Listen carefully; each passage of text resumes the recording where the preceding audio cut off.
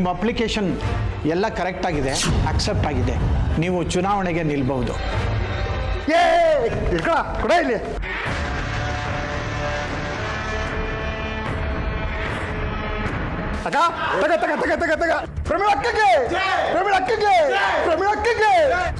ಇಲ್ಲೆಲ್ಲ ಕಿರ್ಚಬಾರ್ದಪ್ಪ.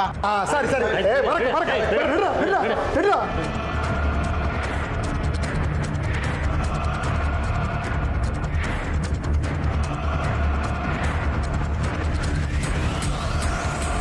ನೋಡಿ, ನಮ್ಮೆಲ್ಲರ ಆಸೆಯಂತೆ ಈ ಸಾರಿ ಮುದ್ದಣ್ಣ ಅವ್ರ ಹೆಂಡತಿನ ಎಲೆಕ್ಷನ್ ನಿಲ್ಲಿಸಿದ್ದಾರೆ. ಈ ಸಾರಿ ಗ್ರಾಮ ಪಂಚಾಯತಿ ಎಲೆಕ್ಷನ್ಗೆ ನಮ್ಮ ಪ್ರಮೀಳ್ ಅವರೇ ಗ್ರಾಮ ಪಂಚಾಯತಿ ಅಭ್ಯರ್ಥಿ.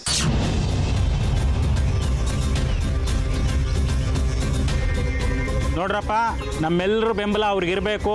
ನಾವೆಲ್ಲರೂ ಅವ್ರಿಗೆ ವೋಟ್ ಹಾಕಿ ಅವ್ರನ್ನ ಗೆಲ್ಲಿಸ್ಬೇಕು ಅಂತ ನಿಮ್ಮಲ್ಲಿ ಕೇಳ್ಕೊತಾ ಇದ್ದೀನಿ.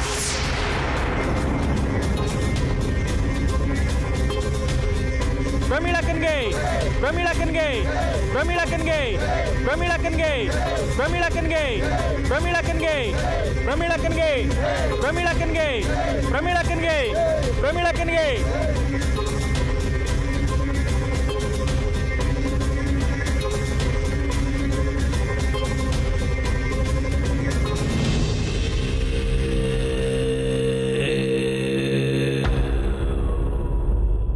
ಪಿಂಕಿ, ಸಾರಿ ಕಣೆ, ಈ ಫೈಲ್ ನಿಂದು ಅಂತ ಗೊತ್ತಿಲ್ಲದೆ ಎತ್ಕೊಂಡು ಹೋಗ್ಬಿಟ್ಟಿದ್ದೀನಿ. ನನ್ನ ಬ್ಯಾಗಿಗೆ ಇದು ಹೆಂಗೆ ಬಂತು ಅಂತಾನೂ ಗೊತ್ತಿಲ್ಲ. ಬಾ, ಹೋಗ್ಬಿಟ್ಟು ನಾಮಿನೇಷನ್ ಫೈಲ್ ಮಾಡೋಣ. ಬಾ ಬಾರೆ ಹೋಗೋಣ. ಎಣ್ಣಿಗೆ ಹೋಗ್ತೀಯಾ? ನಾಮಿನೇಷನ್ ಫೈಲ್ ಮಾಡೋ ಟೈಮ್ ಆಗೋಯ್ತು. ಅಪ್ಲಿಕೇಶನ್ ಇಟ್ಕೊಂಡು ನೀನೇ ಉಪ್ಪಿನಕಾಯಿ ಹಾಕೋ. ಒಂದು 10 ನಿಮಿಷ ಅವ್ರು ಕೇಳಿದ್ರೆ ಒಪ್ಕೋತಾರೆ. ನಾನು ಬೇಕಾದ್ರೆ ರಿಕ್ವೆಸ್ಟ್ ಮಾಡ್ತೀನಿ. ಬಾ. ಏನವ್ರು ನಿನ್ನ ಸೋದ್ರ ಮಾವ ಕಾಯ್ಕೊಂಡು ಕೂತಿರಕ್ಕೆ ಅವ್ರು ಆಗ್ಲೇ ಬಾಗ್ಲು ಹಾಕೊಂಡು ಹೋಗಾಯ್ತು.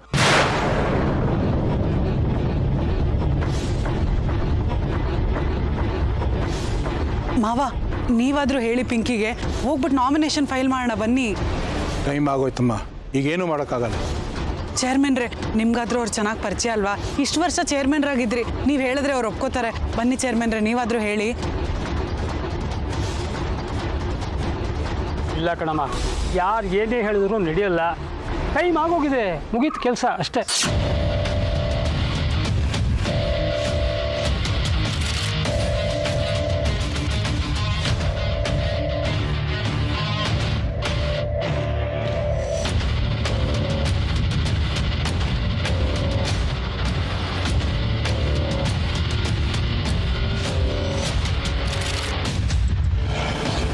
ಸಾರಿ ಕಣೆ ಪಿಂಕಿ.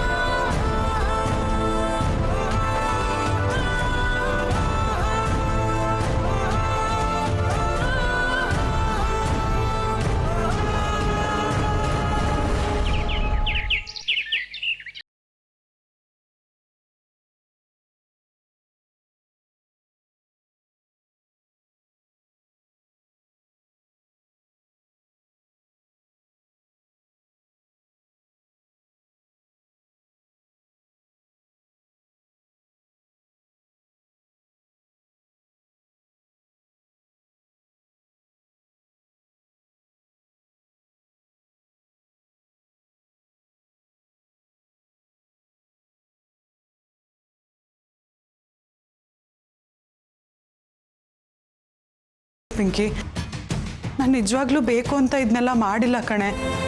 ಗಡ್ಬಿಡಿಲಿ ನಿನ್ನ ಫೈಲ್ನ ನಂದು ಅಂದ್ಕೊಂಡು ನಾನು ಬ್ಯಾಗಲ್ಲಿ ಇಟ್ಕೊಂಡು, ಅಥವಾ ನೀನೇ ನನ್ನ ಬ್ಯಾಗ್ನ ನಿನ್ನ ಬ್ಯಾಗ್ ಅಂದ್ಕೊಂಡು ಆ ಫೈಲ್ನ ನನ್ನ ಬ್ಯಾಗಲ್ಲಿ ಇಟ್ಟಿಯೋ, ನಂಗೆ ನಿಜವಾಗ್ಲೂ ಗೊತ್ತಿಲ್ಲ.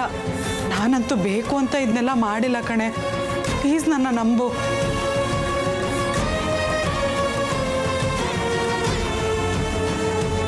ಸಾಕು, ಸುಮ್ಮನೆ ರೇ. ಉದ್ದೇಶಪೂರ್ವಕವಾಗಿ ನೀನು ಇದನ್ನೆಲ್ಲ ಮಾಡಿರೋದು. ನೀನ್ ಕೈ ಇಟ್ಟು ಕೆಲಸ ಎಲ್ಲ ಗೆಲ್ವಲ್ವಾ? ಗೆದ್ಬಿಟ್ಟಿದ್ದೇನೆ, ಸಂತೋಷ ಪಡು. ಮಗಳು ಎಲೆಕ್ಷನ್ ಗೆಲ್ಬಾರ್ದು ಅನ್ನೋದೇ ನಿನ್ನ ಉದ್ದೇಶ. ಇಲ್ಲ ಚಲ್ಜಕ್ಕ, ಪಿಂಕಿಗೆ ನಾನು ಯಾಕೆ ಕೇಡ್ ಬಯಸ್ತೀನಿ ಹೇಳಿ?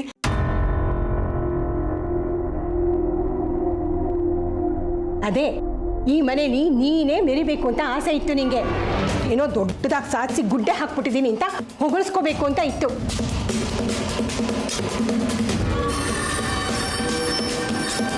ಅದು ಯಾವುದೋ ಡಾನ್ಸ್ ಕಾಂಪಿಟಿಷನ್ಗೆ ಹೋಗಿ ಊರೆಲ್ಲ ಮೆರೆದೆ, ರೇಡಿಯೋದಲ್ಲಿ ಮಾತಾಡೋಕ್ಕೆ ಅಂತ ಸೇರಿಕೊಂಡು ಒಂದಷ್ಟು ಹೆಸರು ತಗೊಂಡ್ಬಿಟ್ಟೆ. ನಾನು ಎಲ್ಲರ ಹಾಗಲ್ಲ, ಅದು ಇದು ಅಂತ ಮೆರಿತಾ ಇದ್ದೆ. ಈ ಮನೆ ಜನನೂ ಅಷ್ಟೇ ನಿನ್ನನ್ನು ತಲೆ ಮೇಲೆ ಹೊತ್ಕೊಂಡು ಮೆರೆಸ್ತಾ ಇದ್ರು.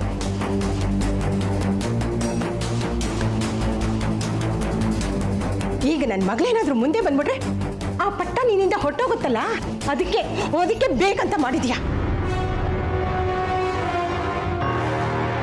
ನಂಗೆ ನಿಜವಾಗ್ಲೂ ಆ ಉದ್ದೇಶ ಇಲ್ಲ ಜಲ್ಜಕ್ಕ. ಹಾಗಿದ್ದಿದ್ರೆ ನಾನೇ ಎಲೆಕ್ಷನ್ಗೆ ನಿಂತ್ಕೋತಿದ್ದೆ ತಾನೆ. ಆ ಫೈಲ್ ನನ್ನ ಬ್ಯಾಗಲ್ಲಿದೆ ಅಂತ ಗೊತ್ತಾದ ತಕ್ಷಣ ಅದನ್ನ ಕೊಡೋದಕ್ಕೆ ಓಡ್ ಬಂದೆ ನಾನು. ಬೇಕು ಅಂತಾನೆ ಮಾಡಿದ್ಯಾ ಅಂತ ಗೊತ್ತು ಕಣೆ. ಇನ್ನೆಲ್ಲಿ ಕೊಡ್ತೀಯ ನೀನು? ನನ್ನ ಮಗಳು ಈ ಮನೆಗೆ ದೊಡ್ಡ ಸೊಸೆ ಅನ್ನೋ ಮರ್ಯಾದೆ ಗೌರವ ಯಾವತ್ತು ಸಿಕ್ಕಿದೆ? ಇನ್ನು ಮುಂದೇನು ಸಿಗಬಾರ್ದು ಅನ್ನೋದೇ ನಿನ್ನ ಉದ್ದೇಶ. ಅದಕ್ಕೆ ಬೇಕಂತಾನೆ ಮಾಡಿದ್ಯಾ ಇದನ್ನ? ಜಲ್ಜಾ, ಈತ ಯಾಕೆ ಬೇಕು ಅಂತ ಮಾಡ್ತಾಳೆ? ನಿಮ್ಗಳ ಸ್ವಭಾವ ಗೊತ್ತು ಅಲ್ವಾ? ಬಂದ್ಬಿಟ್ರಿ ಅಲ್ವಾ ಸೊಸೆನ ವಹಿಸ್ಕೊಂಡು ಮಾತಾಡೋದಕ್ಕೆ. ಅವಳು ತಪ್ಪು ಮಾಡಿ ಬಂದು ನಿಂತಿದ್ದಾಳೆ. ಅವಳಿಗೊಂದು ಮಾತಾದರೂ ಹೇಳಿದ್ರ? ಇದೇ ತಪ್ಪನ್ನ ನಾನು ಮಾಡಿದ್ರೆ?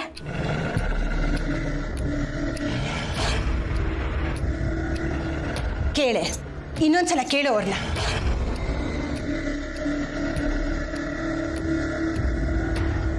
ಅದೇ ಕೆಲಸ ನೀನೇನಾದ್ರೂ ಮಾಡಿದಿದ್ರೆ ನಿನ್ನನ್ನು ಬೈಯೋದಲ್ಲದೆ ನನ್ನನ್ನು ಸೇರಿಸ್ಕೊಂಡು ಬೆಳಿಗ್ಗೆಯಿಂದ ಸಂಜೆ ತನಕ ಮನೆಯವರೆಲ್ಲ ಬೈದು ಕೆಟ್ಟ ಹೆಸರು ಕೊಟ್ಟಿರೋರು.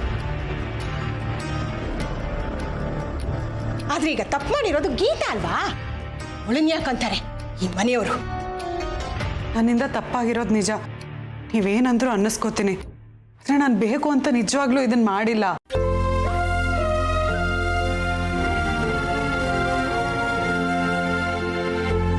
ನಿಜ, ನನ್ನಿಂದ ತಪ್ಪಾಗಿದೆ. ಎಲೆಕ್ಷನಲ್ಲಿ ವಿನ್ ಆಗಬೇಕು, ಮುಂದುವರಿಬೇಕು ಅಂತ ನೀನು ಏನೇನೋ ಆಸೆಗಳನ್ನ ಇಟ್ಕೊಂಡಿದ್ದೆ. ಆದರೆ ನಾನು ಆ ಫೈಲ್ ತೊಗೊಂಡು ಹೋಗಿದ್ರಿಂದ ಅದೆಲ್ಲ ಹಾಳಾಯಿತು.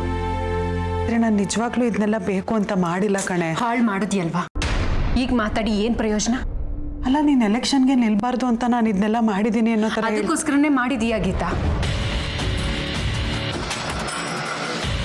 ನನಗೆಲ್ಲಿ ಮನೆಯಲ್ಲಿ ಸ್ಥಾನ ಗೌರವ ಸಿಗುತ್ತೋ ನಿನ್ನೆಲ್ಲಿ ಮೂಲೆ ಗುಂಪು ಮಾಡಿಬಿಡ್ತಾರೋ ಅಂತ ತಾನೆ ನೀ ನನ್ನನ್ನು ಎಲೆಕ್ಷನ್ಗೆ ನಿಲ್ದಿರೋ ಹಾಗೆ ಮಾಡಿದ್ದು.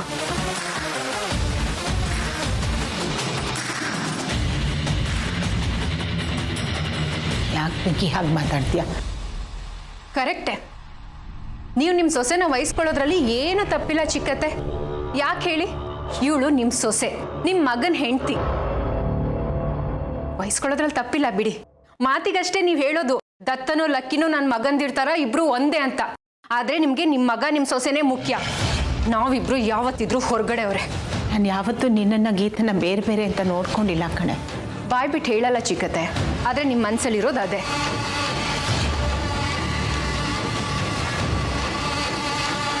ನಿಮಗೆ ನಿಮ್ಮ ಮಗ ಸೊಸೆ ಚೆನ್ನಾಗಿರ್ಬೇಕು, ಸಾಧನೆ ಮಾಡಬೇಕು, ಹೆಸರು ಮಾಡಬೇಕು. ಬೇರೆಯವ್ರು ಹಾಳಾದ್ರೆ ನಿಮಗೇನು? ನೋಡು, ನಿಂಗೆ ಆಗಿರೋ ಬೇಜಾರಿನಲ್ಲಿ ಏನೇನೋ ಮಾತಾಡ್ತಿದ್ಯಾ. ಸುಮ್ಮನೆ ಇದ್ಬಿಡು. ನಾನು ಮಾತಾಡ್ತೀನಿ. ನನ್ನ ಅಪ್ಲಿಕೇಶನ್ ತೊಗೊಂಡು ಹೋಗಿ ನನಗೆ ಎಲೆಕ್ಷನ್ಗೆ ನಿಲ್ದಿರೋ ಹಾಗೆ ಮಾಡಿದ್ಲು. ನನ್ನ ಕನಸನ್ನೆಲ್ಲ ಹಾಳು ಮಾಡಿದ್ಲು. ನೀವು ಯಾರಾದರೂ ಮಾತಾಡಿದ್ರಾ? ತಪ್ಪು ಮಾಡಿ ಬಂದು ನಿಂತಿದ್ದಾಳೆ. ಯಾಕೆ ಅಂತ ಯಾರಾದರೂ ಕೇಳಿದ್ರಾ? ನೀವು ಕೇಳಿದಿದ್ರೆ ನಾನು ಯಾಕೆ ಕೇಳ್ತಿದ್ದೆ?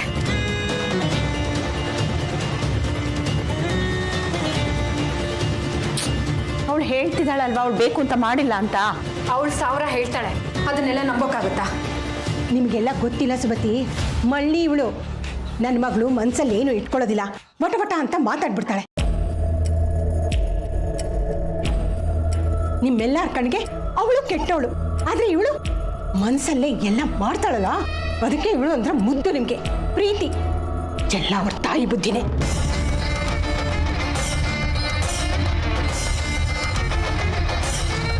ನಮ್ಮಮ್ಮ ಏನು ಮಾಡಿದ್ರು? ಅವ್ರನ್ನ ಯಾಕೆ ಇದ್ರಲ್ಲಿ ಮಧ್ಯೆ ಎಳಿತಿದ್ದೀರಾ? ನೋಡಿದ್ಯಾ ನಿಮ್ಮ ತಾಯಿ ನನ್ನ ತಕ್ಷಣ ಎಷ್ಟು ಕೋಪ ಬಂತು ಅಂತ ನಿಮಗೆ? ನನ್ನ ಮಗಳು ರಾಜಕೀಯದಲ್ಲಿ ಮುಂದುವರಿಬೇಕು ಅಂತ ಎಷ್ಟೊಂದು ಕನಸು ಕಟ್ಕೊಂಡಿದ್ಲು. ಅವಳ ಕನಸನ್ನೆಲ್ಲ ನುಚ್ಚು ನೂರು ಮಾಡ್ಬಿಟ್ಟೇನೆ. ನನಗೆ ಕೋಪ ಬರಬಾರ್ದಾ? ಜಲ್ಜಕ ಆಗೋಯ್ತು, ಯಾಕೆ ಅದೇ ವಿಷಯನ ಹೇಳಿತೀರಾ? ಬಿಟ್ಬಿಡಿ. ಆಹಾ, ನಿನ್ನ ಹೆಂಡತಿ ಮೇಲೆ ಅಪವಾದ ಬಂತಲ್ಲ, ಅದಕ್ಕೆ ಈಗ ನಿಂಗೆ ಆ ವಿಷಯನೇ ಬೇಡ ಅಲ್ವಾ? ನೀವು ಮಾಡಿರೋ ತಪ್ಪನ್ನು ನಾವು ಕ್ಷಮಿಸಿದ್ದೀವಿ. ನಾನೇನಪ್ಪ ಮಾಡಿದ್ದೀನಿ? ಗೀತಾ ರಾಹುಲ್ ಮಧ್ಯೆ ಸಂಬಂಧ ಇದೆ ಅಂತ ಊರು ತುಂಬ ಪೋಸ್ಟರ್ ಅಂಟಿಸಿದ್ಯಾರು? ರೌಡಿಗಳನ್ನ ಕಳಿಸಿ ನನ್ನ ಮೇಲೆ ಅಟ್ಯಾಕ್ ಮಾಡಿಸಿದ್ಯಾರು? ನಮಗೂ ನೀವು ಏನೇನು ಮಾಡಿದ್ದೀರಾ ಅಂತ ಚೆನ್ನಾಗಿ ಗೊತ್ತು, ಆದರೂ ಸುಮ್ಮನೆ ಇಲ್ವಾ ನಾವು? ಹೌದು, ನಮ್ಮಮ್ಮ ತಪ್ಪು ಮಾಡಿದ್ರು, ನೀವು ಉದಾರವಾಗಿ ಅವ್ರನ್ನ ಬಿಟ್ಬಿಟ್ರಿ. ಈಗ ನನ್ನನ್ನು ಎಲೆಕ್ಷನ್ಗೆ ನಿಲ್ದಿರೋ ಹಾಗೆ ಗೀತಾ ಮಾಡಿದಾಳಲ್ವಾ, ಅವಳು ಮಾಡಿದ ತಪ್ಪಲ್ವಾ?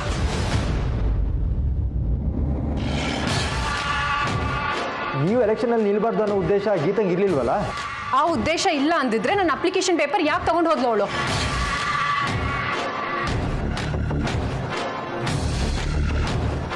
ಪಿಂಕಿ, ನೀನು ಎಲೆಕ್ಷನ್ಗೆ ನಿಲ್ಬಾರ್ದು ಅಂತ ಹೇಳಿ ಅವಳಿಗೆ ಆ ಉದ್ದೇಶ ಇದ್ದಿದ್ರೆ ನಿನಗೆ ಯಾಕೆ ಅವಳು ಸಪೋರ್ಟ್ ಮಾಡ್ತಾ ಇದ್ಲು? ಅವಳೇ ಕಂಟೆಸ್ಟ್ ಮಾಡ್ತಾ ಇದ್ಲು. ಅವಳು ಬಿಟ್ಟಿದ್ದಕ್ಕೆ ತಾನೇ ಆ ಸೀಟ್ ನಿಂಗೆ ಸಿಕ್ಕಿರೋದು. ಹೌದು, ಅವಳು ಬಿಟ್ಕೊಟ್ಟಿದ್ದಕ್ಕೆ ನಾನು ನಿಂತ್ಕೊಂಡಿದ್ದು. ಎದುರುಗಡೆ ನಾನು ನಿಂತ್ಕೊಳ್ಳಲ್ಲ ಅಂತ ಹೇಳಿದ್ಲು, ಆದ್ರೆ ಹಿಂದಗಡೆ ಏನ್ ಮಾಡಿದ್ಲು? ನಾನು ನಿಂತ್ಕೊಳ್ದೇ ಇರೋ ಹಾಗೆ ಮಾಡಿದ್ಲು. ಅದಕ್ಕೆ ನಿಮ್ ಸಪೋರ್ಟು.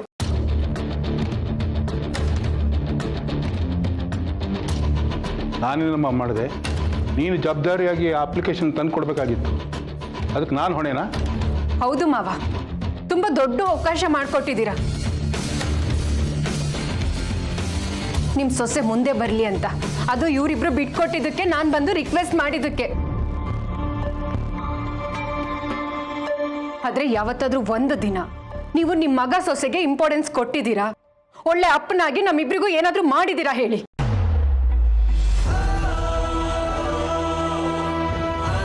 ನಾನು ಯಾರ ಅವಕಾಶನೂ ಕಿತ್ಕೊಂಡಿಲ್ಲ, ಯಾರನ್ನೂ ನಾನು ತಡೆದಿಲ್ಲ. ಆದ್ರೆ ಅವಕಾಶ ಮಾಡಿಕೊಟ್ರಾ? ಅದೇ ಲಕ್ಕಿ ಅವರು ಏನಾದ್ರೂ ಸಾಧನೆ ಮಾಡಿದಾಗ ಖುಷಿ ಪಡ್ತಾ ಇದ್ರಿ, ಹೆಮ್ಮೆ ಪಡ್ತಾ ಇದ್ರಿ. ಒಂದು ದಿನನಾದ್ರೂ ನಿಮ್ಮ ಮಗನ ಬಗ್ಗೆ ಆ ರೀತಿ ಮಾಡಿದ್ದೀರಾ? ನೀವು ಅವ್ರಿಗೆ ಸಪೋರ್ಟ್ ಮಾಡಿದಿದ್ರೆ ಇವತ್ತೇನಾದ್ರೂ ಸಾಧಿಸ್ತಿದ್ರು. ಆದ್ರೆ ನೀವು ಹಾಗೆ ಮಾಡಲಿಲ್ಲ. ಅಪ್ಪ ಆಗಿ ಅವ್ರಿಗೆ ಒಂದು ದಿನಾನೂ ಸಪೋರ್ಟ್ ಮಾಡಲಿಲ್ಲ ನೀವು.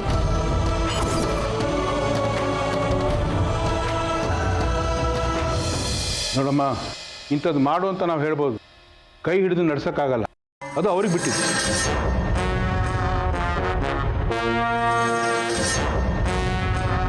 ದತ್ತನಿಗೆ ಎಷ್ಟು ಕೆಪಾಸಿಟಿ ಇದೆ, ಆ ಕೆಪಾಸಿಟಿ ಹಂಗೆ ಅವ್ನು ಮಾಡ್ತಾ ಇದ್ದಾನಷ್ಟೇ. ಹಾಗಂತ ನಾನು ಅವನೇನು ಮಾಡ್ತಿಲ್ಲ ಅಂಥೇಳಿ ಅವನನ್ನು ನಾನು ಕೀಳಾಗಿ ನೋಡಿಲ್ಲ. ಮೊನ್ನೆ ಏನೋ ಬಿಸ್ನೆಸ್ ಮಾಡ್ತೀನಿ ನಾನು ಅಂತ ಹೇಳಿದ್ರೆ ದುಡ್ಡು ಕೇಳ್ದ, ನಾನೇನು ಕೊಡಲಿಲ್ವಾ? ನಾನು ಅವನಿಗೆ ಯಾವತ್ತಾರು ಹಿಂದೇಟು ಹಾಕಿದ್ದೀನ?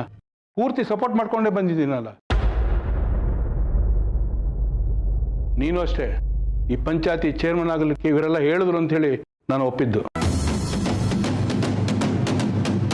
ಮಾಡ್ತೀನಿ ಅಂತ ಹೇಳಿಬಿಟ್ಟು ಆಸೆ ಇಟ್ಕೊಳೋದಲ್ಲ, ಮಾಡೋ ಕೆಪಾಸಿಟಿ ಇರಬೇಕು, ಆ ಯೋಗ್ಯತೆ ಇರಬೇಕು.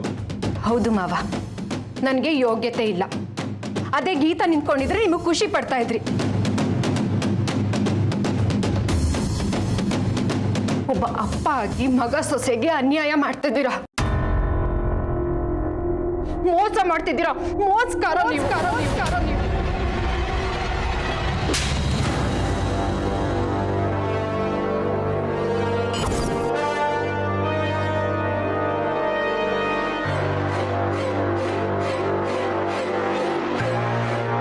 ಅವಾಗಿಂದ ನೋಡ್ತಾ ಇದ್ದೀನಿ, ಬಾಯಿಗೆ ಬಂದಂಗೆ ಮಾತಾಡ್ತಿದ್ಯಾ ನೀನು. ದೊಡ್ಡವರು ಅನ್ನೋ ಗೌರವ ಇಲ್ವಾ ನಿನ್ಗೆ? ನನ್ನ ಮೇಲೆ ಕೈ ಮಾಡಿ ನಿಮ್ಮ ಗಂಡಸ್ತನನ ತೋರಿಸ್ಕೊತಾ ಇದ್ದೀರಾ.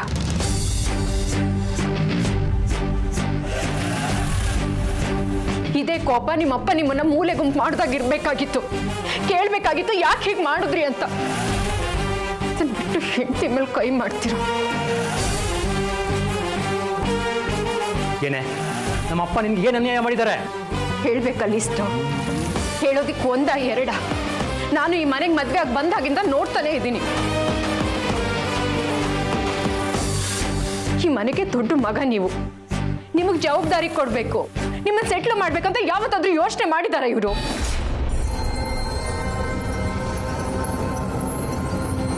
ಎಲ್ಲದರಲ್ಲೂ ತಮ್ಮ ಮುಂದೆ ಇರಬೇಕು, ತಮ್ಮನ ಮಗ ಮುಂದುವರಿಬೇಕು. ತಮ್ಮ ಮಗ ಏನಾದರೂ ಚಿಂತೆ ಇಲ್ಲ ಅವ್ರಿಗೆ.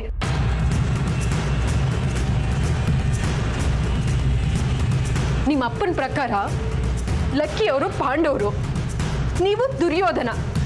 ನಿಮ್ಗೆ ಯಾವತ್ತೂ ಪಟ್ಟ ಸಿಗ್ಬಾರ್ದಾ? ಹೇ, ರಾಮಾಯಣ ಮಹಾಭಾರತ ಎಲ್ಲ ನನ್ನ ಹತ್ರ ಹೇಳಕ್ ಬರಬೇಡ, ನಿಮ್ಮ ಅಮ್ಮನ ಹತ್ರ ಹೇಳ್ಕೊ. ನನ್ನಿಂದ ನೀವಿಬ್ರು ಯಾಕೆ ಜಗಳ ಮಾಡ್ತೀರಾ? ಬಿಡಿ. ಬಾಯ್ ಮುಚ್ತೀಯ ಸ್ವಲ್ಪ. ಮಾಡೋದಿಲ್ಲ ಮಾಡ್ಬಿಟ್ಟು ಮಾತಾಡೋದಕ್ಕೆ ಬಂದಿದ್ದಾಳೆ. ನೀನು ಬೇಕು ಅಂತ ತಾನೇ ಅಪ್ಲಿಕೇಶನ್ ತಗೊಂಡು ಹೋಗಿದ್ದು. ಹೈ ಮಾದ್ಮೇಲೆ ಗೊತ್ತಾಯ್ತಾ ನಿನಗೆ ಅದು ನಿನ್ನ ಬ್ಯಾಗಲ್ಲಿದೆ ಅಂತ? ಎಷ್ಟು ಚೆನ್ನಾಗಿ ನಾಟಕ ಮಾಡ್ತೀಯ ನೀನು. ನಿಜವಾಗ್ಲೂ ನಂಗೆ ಗೊತ್ತಿರಲಿಲ್ಲ ಕಣೆ. ಮಾತಾಡಬೇಡ. ಮೊದಲನೇ ಸಲ ನಾನು ಅನ್ಕೊಂಡಿದ್ದನ್ನ ಮಾಡ್ತಿದ್ದೀನಿ ಅಂತ ತುಂಬ ಖುಷಿ ಪಟ್ಟಿದ್ದೆ. ಮುಂದೇನೂ ಏನಾದರೂ ಮಾಡಬೇಕು ಅಂತ ಆಸೆ ಇಟ್ಕೊಂಡಿದ್ದೆ. ಎಲ್ಲ ಹಾಳು ಮಾಡಿಬಿಟ್ಟೆ ಕಣೆ ನೀನು. ಕಿತ್ಕೊಂಡ್ಬಿಟ್ಟೆ. ಅದಕ್ಕೆ ದೇವರು ನಿನ್ನ ತಾಯಿ ಆಗೋ ಭಾಗ್ಯನ ಕಿತ್ಕೊಂಡೆ.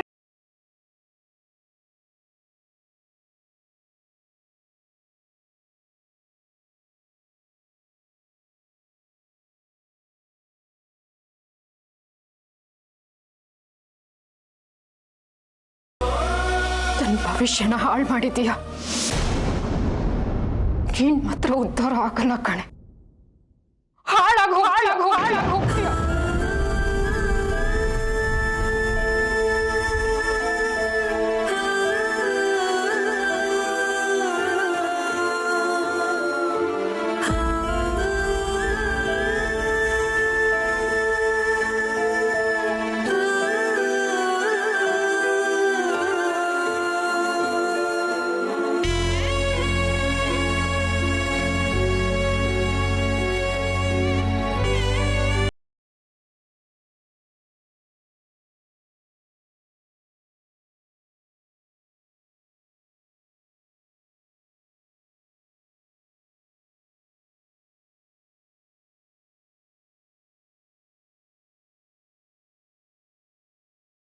ಆಯ್ತಾ?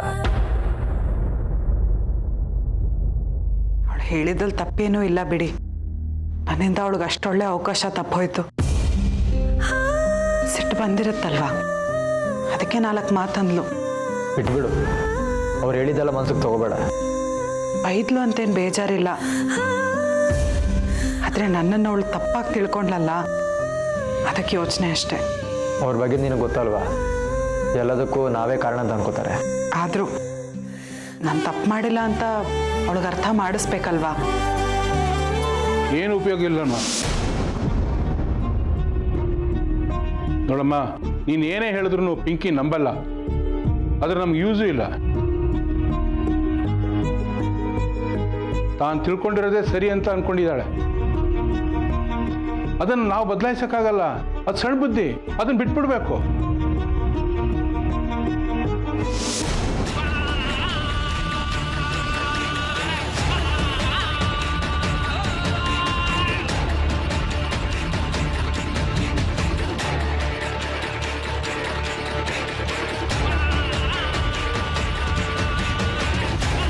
ನೋಡಿದ್ದೀನಿ ಪಿಂಕಿ, ಎಲ್ಲರೂ ಹೇಗೆ ಒಂದಾಗ್ಬಿಟ್ರು ಅಂತ. ನಿನ್ ಜೊತೆ ಯಾರೂ ಇಲ್ಲ. ಈಗಲಾದ್ರೂ ಅರ್ಥ ಮಾಡ್ಕೋ. ನನ್ಗೆ ಯಾವತ್ತೂ ಅದೆಲ್ಲ ಅರ್ಥ ಆಗಿದೆಯಮ್ಮ. ನನ್ನ ಗಂಡನೇ ಎಲ್ರ ಮುಂದೆ ಕಪಾಳ ಕುಡಿದು ಅವಮಾನ ಮಾಡಿದ್ರು. ನೋಡ್ಲಿಲ್ವಾ? ಬೇರೆಯವ್ರ ಹತ್ರ ಇದನ್ನೆಲ್ಲ ಹೇಗೆ ನಿರೀಕ್ಷೆ ಮಾಡಲಿ? ಎಲ್ರೂ ಒಂದೇ. ಎಲ್ರಿಗೂ ನೀನನ್ನು ಕಂಡ್ರೆ ಸದರ ಆಗ್ಬಿಟ್ಟಿದೆ ಕಣೆ. ನಿನ್ನ ಈ ಮನೇಲಿ ಹಾಕಿದ್ದೀನಿ ತಿನ್ಕೊಂಡು ಹೇಳ್ದಂಗೆ ಕೇಳ್ಕೊಂಡು ಬಿದ್ದಿರೋಳು ಅಂತ ನಿರ್ಧಾರ ಮಾಡ್ಬಿಟ್ಟಿದ್ದಾರೆ. ನಿನ್ನ ಯಾವುದಕ್ಕೂ ಕೆಲ್ಸಕ್ಕೆ ಬಾರ್ದಿರೋಳು ಅಂತ ಅನ್ಕೊಂಡಿದ್ದಾರೆ. ಪಿಂಕಿ, ನೀನು ಎಲೆಕ್ಷನಲ್ಲಿ ನಿಲ್ದೇ ಇರೋದಕ್ಕೆ ಎಲ್ರೂ ಕಾರಣ ಕಣೆ. ಗೀತಾ ಒಬ್ಳೇ ಅಲ್ಲ. ಅವಳು ನಮ್ಮ ಕೈಗೆ ಸಿಕ್ಕಾಕೊಂಡ್ಲು, ನಾವು ಚೆನ್ನಾಗಿ ದಬಾಯಿಸ್ಬಿಟ್ವಿ. ಆದರೆ ಇದ್ರ ಹಿಂದೆ ಎಲ್ರ ಕೈವಾಡನೂ ಇದೆ. ನನಗನ್ಸುತ್ತೆ ಆ ಸುಮತಿನೇ ಗೀತನ್ ಬ್ಯಾಗಲ್ಲಿ ಅಪ್ಲಿಕೇಶನ್ನ ಇಟ್ಟಿರ್ತಾಳೆ. ಎಲ್ಲರೂ ಹಾಳಾಗಿ ಹೋಗ್ತಾರಮ್ಮ, ಯಾರು ಉದ್ಧಾರ ಆಗಲ್ಲ. ಜೀವನದಲ್ಲಿ ಮೊದಲನೇ ಸಲ ಏನಾದರೂ ಸಾಧಿಸೋಕ್ಕೆ ನಿನಗೆ ಅವಕಾಶ ಸಿಕ್ಕಿತ್ತು. ಸಿಕ್ಕಿರೋ ಅವಕಾಶನ ಅವರೆಲ್ಲರೂ ಸೇರಿ ಕಿತ್ಕೊಂಡ್ಬಿಟ್ರು ಕಣೆ. ಸುಮ್ಮನೆ ಬಿಡಬಾರ್ದು ಅವ್ರನ್ನ. ಬಿಡಲ್ಲಮ್ಮ, ಅವ್ರನ್ನ ಮಾತ್ರ ಸುಮ್ಮನೆ ಬಿಡಲ್ಲ ನಾನು.